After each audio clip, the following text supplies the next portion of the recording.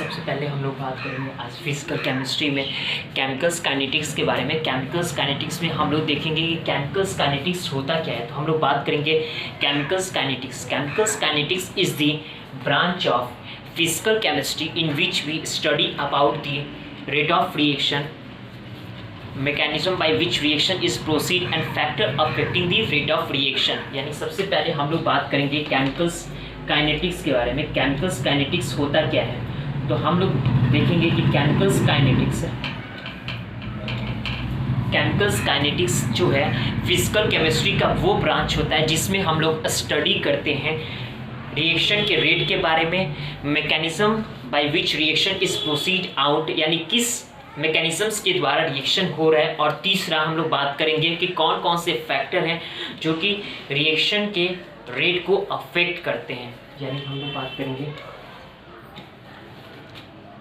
It is the branch of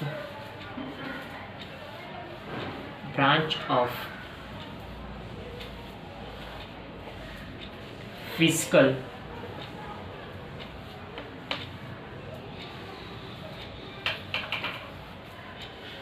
chemistry in which we study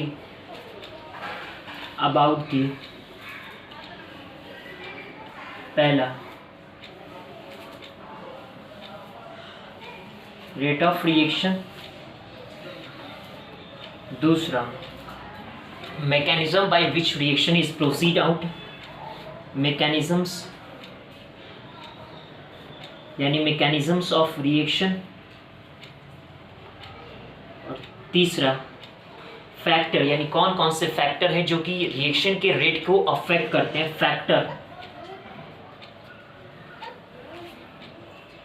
affecting the rate of reaction. यानी chemicals kinetics जो है, chemicals kinetics physical chemistry का वो branch होता है जिसमें हम लोग स्टडी करते हैं तीन चीज़ों के बारे में। सबसे पहला रेट ऑफ रिएक्शन, रिएक्शन जो है वो फास्ट हो रहा है, स्लो है या मॉडरेट है। दूसरा mechanism by which reaction is proceed out, and third one is factor affecting the rate of reaction. कौन कौन से फैक्टर हैं जो रिएक्शन के रेट को अफेक्ट करते हैं। सबसे पहला हम लोग बात करेंगे रेट ऑफ रिएक्शन के बारे में। रेट ऑफ रिएक्शन जो है on the basis of rate chemical reaction are categorise into three types, very fast और इंस्टेंटेनियस रिएक्शन, दूसरा हो गया वेरी स्लो रिएक्शन, और तीसरा हो गया मॉडरेट और slow reaction. Very fast reaction को इंस्टेंटेनियस रिएक्शन भी बोलते हैं। सबसे पहले वेरी फास्ट या इंस्टेंटेनियस रिएक्शन के बारे में देखेंगे। वेरी फास्ट और इंस्टेंटेनियस रिएक्शन। ये जो रिएक्शन होता है जनरली ये इस रिएक्शन में आयोनिक स्पीसीज इन्वॉल्व होते हैं, और इस रिएक्शन को होने में 10 to the power 14 से लेकर 10 to the power -16 सेकेंड का समय लगता है। यानी 10 to the power -14 और 10 to the power -16 सेकेंड। यानी ये रिएक्शन जो होते हैं, ये रिएक्शन इतने फास्ट होते हैं कि इस रिएक्शन के रेट को डिटरमाइन करना नामुमकिन होता है। यानी जैसे ही हम कोई कंटेनर लिए और कंटेनर्स में जैसे ही हम केमिकल्स को डालें और पलक झपकते ही ये रिएक्शन एट ए टाइम उसी समय हो जाएगा। यानी इस रिएक्शन को ऑब्जर्व करने के लिए हमारे पास टाइम नहीं होता है। ये रिएक्शन इतने फास्ट होते हैं कि हम इसके रेट को डिटरमाइन नहीं कर सकते हैं। इसलिए इस प्रकार के रिएक्शन के रेट को हम लोग डिटरमाइन नहीं कर पाते हैं। यानी हम लोग बोल सकते हैं जनरली दिस रिएक्शन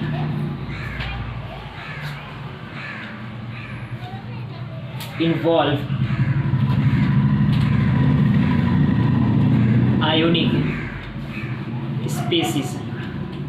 ये जो रिएक्शन होते हैं आमतौर पर इस रिएक्शन में आयोनिक स्पीसीज इन्वॉल्व होती है। आयोनिक स्पीसीज कहने का मतलब कि जैसे कि हम लोग बात करेंगे AgNO3 plus AgNO3 plus NaCl give AgCl plus यहाँ से ये NaNO3 AgCl जो होता है वाइट प्रेसिपिटेट के रूप में होता है। यानी हम लोग यहाँ पर देख रहे हैं कि जो NaCl है, Na जो है NaCl में Na क्या है, Na है कटायन और Cl है अनायन, यानी इसमें आयोनिक स्पीसीज इन्वॉल्व है, आयोनिक स्पीसीज इन्वॉल्व है। इसलिए हम लोग कहते हैं कि generally this reaction involve ionic species. ये जो रिएक्शन होते हैं इनमें आयोनिक स्पीसीज इन्वॉल्व होते हैं। This reaction takes 10 to the power minus 14 और 10 to the power minus 16 second. 10 to the power minus 14 और 10 to the power minus 16 second कहने का मतलब कि एक सेकेंड को जब 10 to the power 14 या 10 to the power 16 से डिवाइड करेंगे तो उतने कम समय में ये रिएक्शन होते हैं, यानी काफ़ी फास्ट होते हैं। So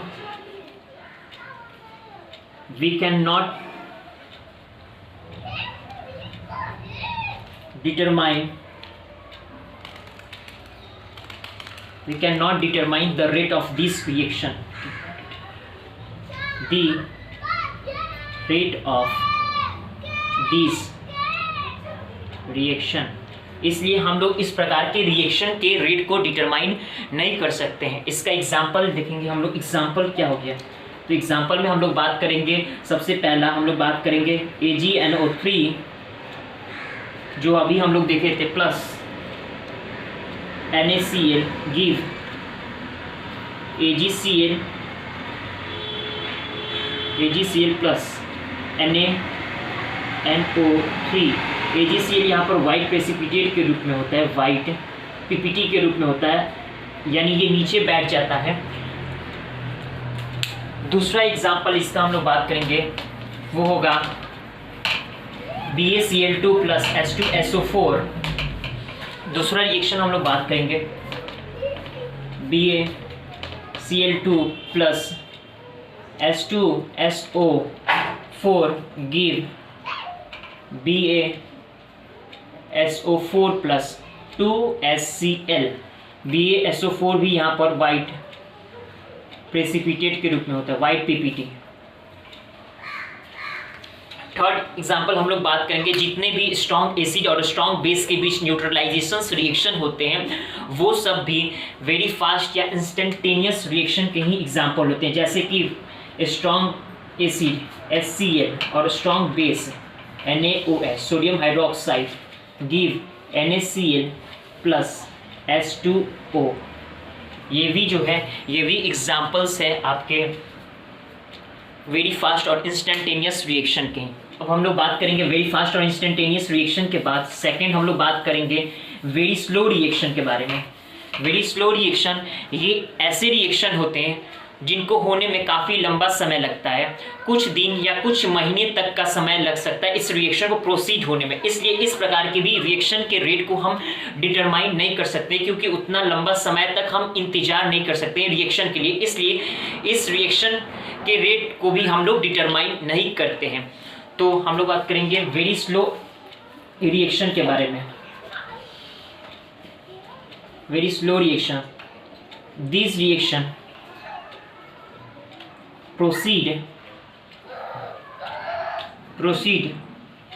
this reaction proceed very slowly.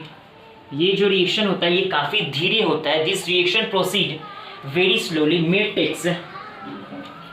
may takes day और मंथ, इसमें कुछ दिन या कुछ महीने तक का समय लग सकता है, may takes डे और month to show any measurable changes, to show any measurable changes at room temperature, यानी रूम टेम्परेचर पर किसी भी प्रकार के परिवर्तन होने में इसमें कुछ दिन या कुछ महीने का समय लग सकता है। एट रूम टेम्परेचर्स, इसका एग्जांपल होता है पहला रस्टिंग ऑफ आयरन। देखते हैं हम लोग आयरन में जो रस्ट लगता है उस रस्ट को लगने में कई साल का समय लगता है, यानी पहला हो गया rusting of iron, rusting of iron.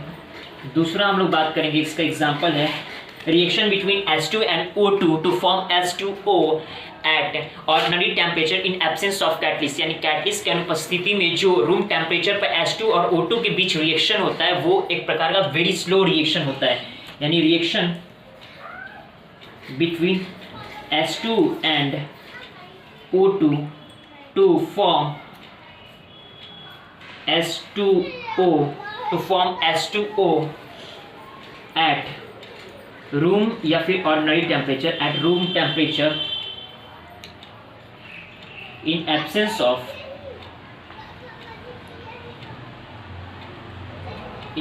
of catalyst, यानी कैटलिस्ट के बिना उपस्थिति के in absence of catalyst।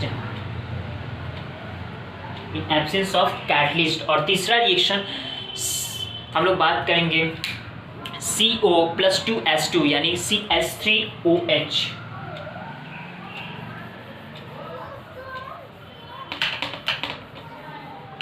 तीसरा reaction CO + 2H2 gives at room temperature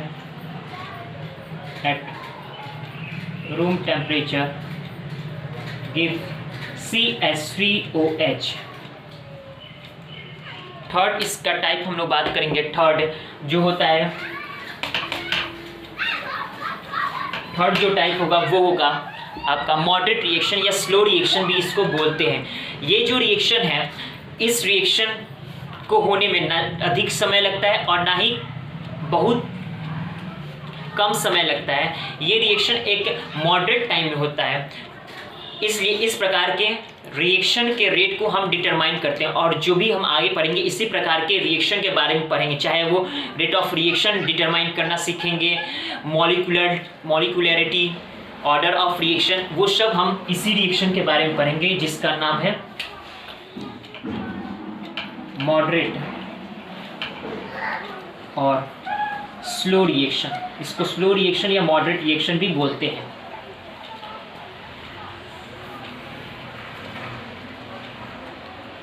this reaction proceed at measurable rate। ये जो रिएक्शन होता है ये प्रोसीड होता है मेजरेबल रेट से, यानी जिसके रेट ऑफ रिएक्शन को हम लोग मेजर कर सकते हैं। This reaction proceed at measurable rate at normal temperature, so we can determine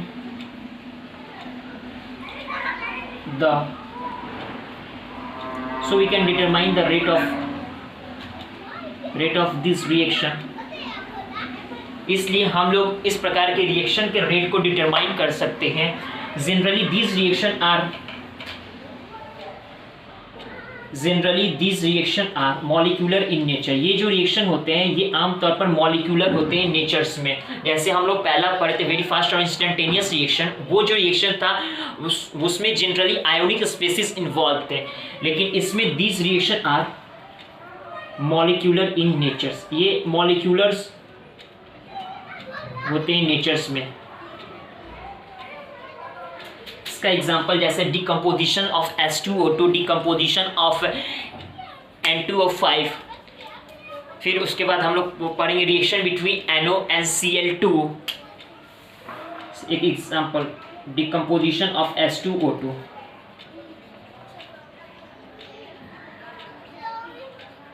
H2O2, 2H2O2 gives 2H2O plus O2। decomposition of N2O5, decomposition of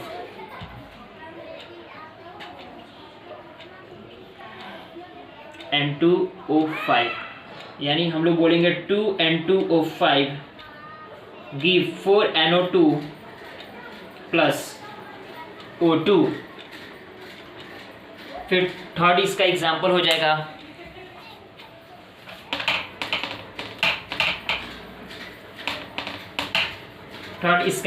हो जाएगा reactions between NO and Cl2, reaction between NO plus Cl2 give NoCl2। Fourth हो जाएगा hydrolysis of ester in aqueous solution, ये third example. ये fourth हो जाएगा hydrolysis of ester in aqueous solution, hydrolysis of ester in aqueous solution CH3COO